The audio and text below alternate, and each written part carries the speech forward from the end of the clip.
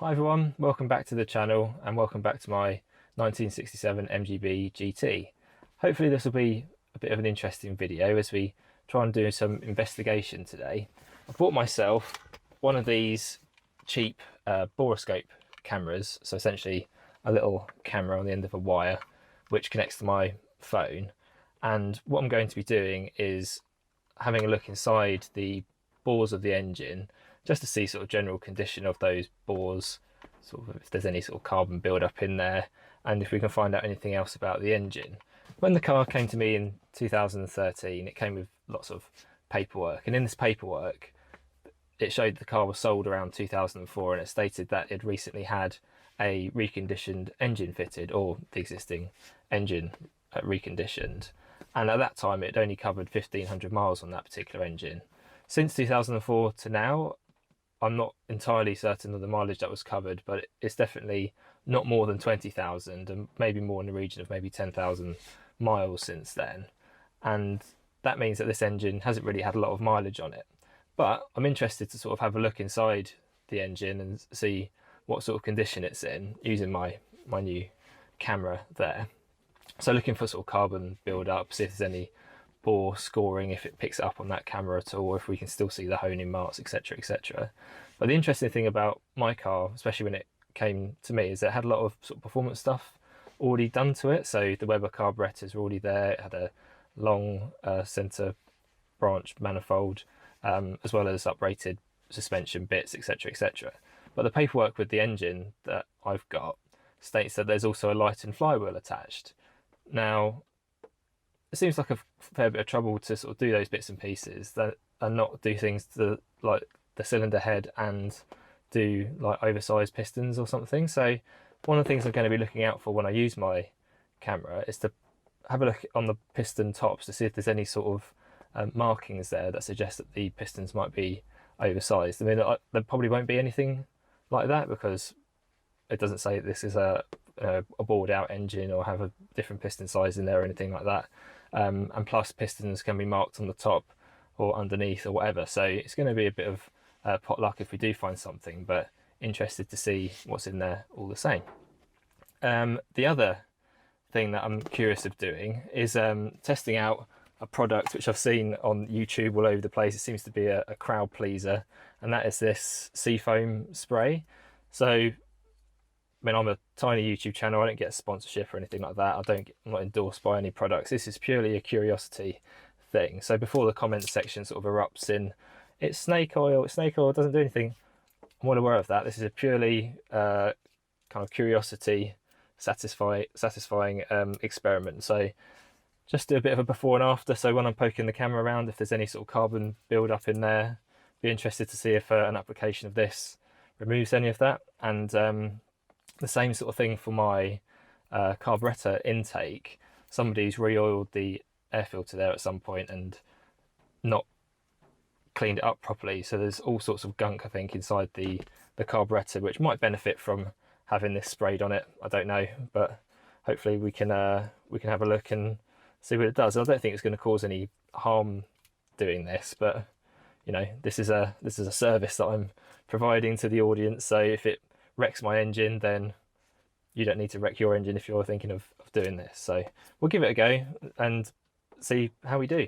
It's a bit of a damp, drizzly day out there, so less than ideal conditions, but we'll open the bonnet and have a bit of a poke around my camera to start with and see what we can see inside the engine.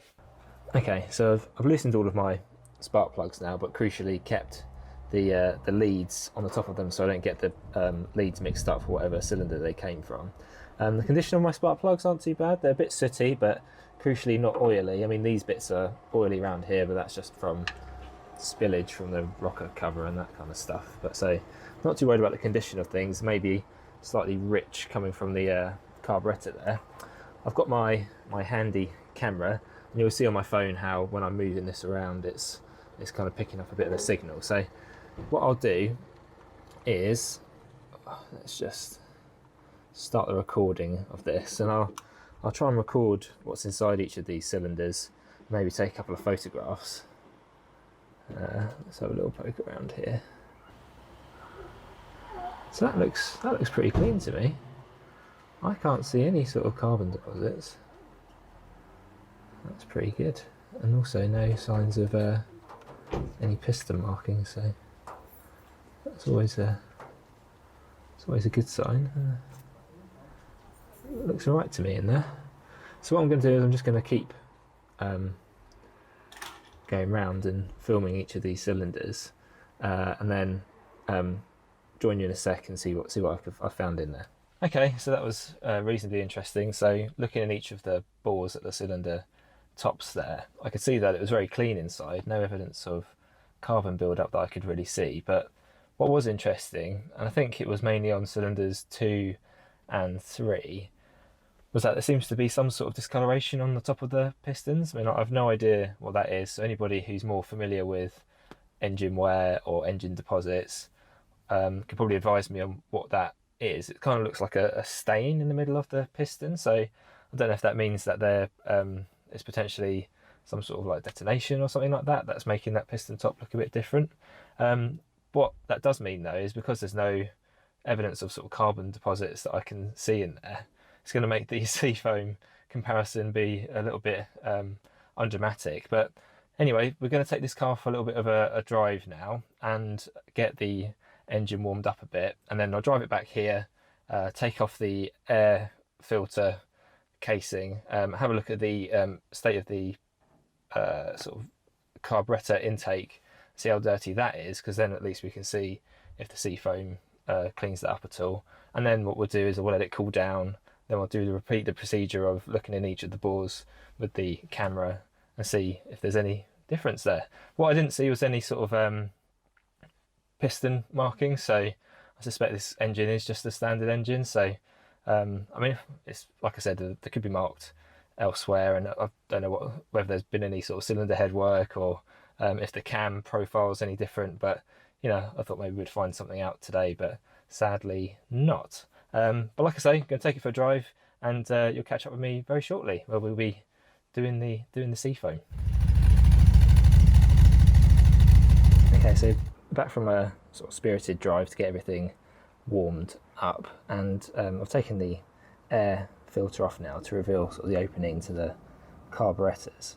You see here, like the oil of the cleaning fluids really just got everywhere, so it's all down there, sort of pooled a little bit underneath the carburetor. But actually looking at the inside of the trumpets, I took a couple of photos with my little camera just to see what's inside there, and it doesn't look dirty at all. So I don't know whether doing this treatment is actually going to do anything whatsoever, but I'm here now, so may as well do it. And I know I'm probably going to get caned in the comments for basically using this treatment on a car which doesn't seem to have anything wrong with it, but you know what, I'm just interested, so we're going to give it a go. A little bit concerned about the amount of smoke it's going to cause and go all over my Jaguar, but I don't think it's going to do any sort of permanent stuff. And yeah, it's raining a little bit as well, so I don't know if that will reduce the smoke, like damp it down a bit, but that's just wishful thinking, I think. So we'll get it started and we'll start spraying this stuff inside. There's a nozzle to attach, so that will help it kind of get inside the trumpets there, and I have to kind of alternate between the two because there's only one nozzle and one can, but two sort of places to put it into. So we'll give it a go and see the results.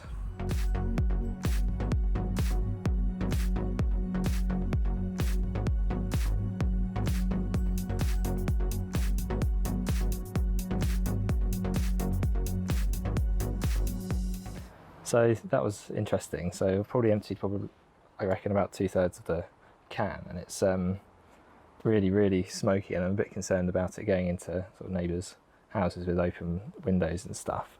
And because the car wasn't too dirty inside and not a large capacity engine anyway, I thought I'd just leave it there. It seemed to stall and have to leave it for 10 minutes to work its magic, but I mean, I don't really know why I've done this because the car seemed to be clean anyway, but just interested to see sort of what happens from a curiosity standpoint. And yeah, we'll see if it's made any difference at all to the inside of the car, for better or worse. I mean, the spark plugs are a little bit sooted up, so it'd be interesting to see what they look like after I start it again. But I think when you start it up after the 10-minute wait is when you get the most smoke. So I'm a little bit worried about what that's going to be like. Okay, so it's been about 10 minutes now, so I'm going to crank this thing back into life again, and we'll probably see a smoke show coming out the back. So that's kind of what people like to see. So let's see what happens when we turn this on. Oh, let's see if we can start it. Interesting. Oh, there's the start of it. I haven't even started up the car yet. Oh dear.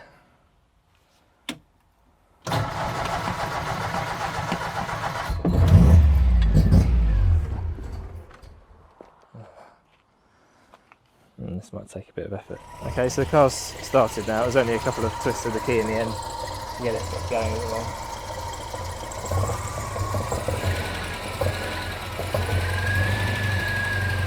Doesn't seem to me like there's actually too much smoke coming out the back.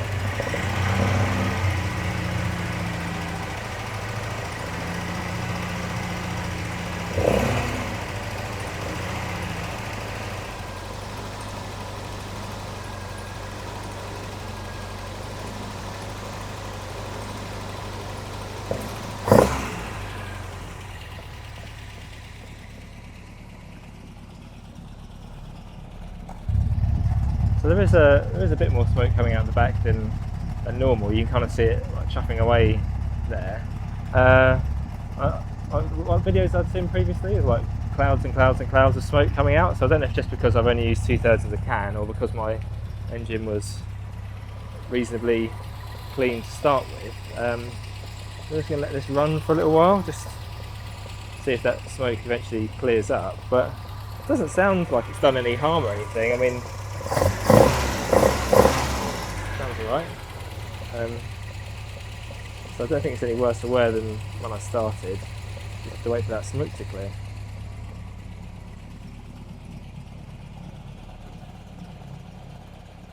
Okay, so let the car cool down a bit, and it's back on the driveway now. And I've undone some of these spark plugs to do an inspection of the bores again. And one thing that surprised me actually looking at these plugs is that they look a bit more sooted up than when I started. That one's not too bad, although that one is very oily. I don't know if that's because this is an oil-based cleaning product. It's kind of coated it with something, or if something's happened inside there. Put that back loosely. But certainly some of the other plugs, if I can take this out, look very sooted up, which isn't so good. So what I'll do is I'll stick the camera inside each of these bores and record that, and we'll see if we can see anything interesting inside the bores. Okay, so reviewing the footage before and after, looking in the piston bores there wasn't really any difference. So I didn't really expect there to be any because it was quite clean to start with. I'm a bit surprised about the amount of soot that's on those spark plugs, but that could have been caused by the fact that it's an oil-based product and it's burning off there, or maybe even something on the inlet valves burnt off and has collected in the combustion chamber and stuck to the spark plugs. But I'd imagine with a spirited drive they would just go back to how they were before anyway. So the seafoam part of this test has been a bit of a waste of time, but interesting to sort of see what it's all about and how much smoke it makes. The Borescope though, that was a great tool. I mean, I've used it obviously on the bores of the car, and I've used it in the house actually to retrieve some jewellery from places that my children shouldn't have put it, and out of sort of reach of your hand. It's got attachments with hooks and magnets to get things like that, which is really good. And I'm going to try and get a nut that I know is that's stuck in my door from when I tried to fit my wing mirror, so I'll give that a go. And so I recommend one of those tools. They're only cheap, sort of 20 or 30 pounds off of Amazon or eBay or wherever you buy your consumer electronics. So I hope you've enjoyed this video. It's been a bit of a waste of time, but fun all the same, and interesting to have a bit of a poke around your engine. So if you suspect your engine's maybe in need of a clean, or maybe you've got oversized pistons that you've forgotten the size of them or something, then have a look inside with a Borescope and let me know what you find in there, and let me know your experiences with seafoam, because it was just a can I had from a year or two ago knocking around, so I thought may as well do something with it. But If people have got good experiences, bad experiences, let me know in the comments. Anyway, thank you so much for watching, and until the next time, I'll see you later. Cheers, bye bye.